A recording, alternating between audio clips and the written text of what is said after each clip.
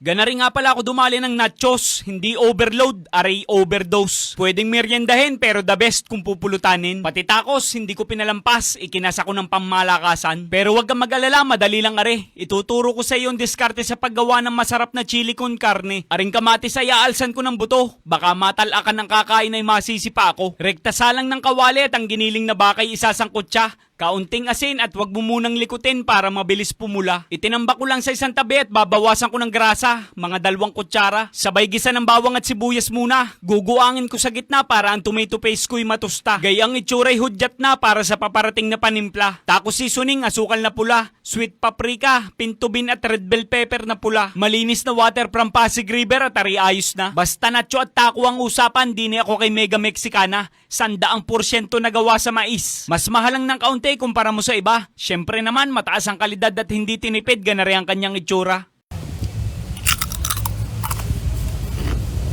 Mas matigas nga ang pagkakagawa at iyon nga ang kinaganda niya. Malutong hanggang dulo, all natural at stone grind. Pasok na pasok sa international standard. Kaya nga ari akin ang aassemblein at laging mas masarap yan pag may sour cream. Pauulanan ko ng maraming keso, saka ko buburburan ng cilantro.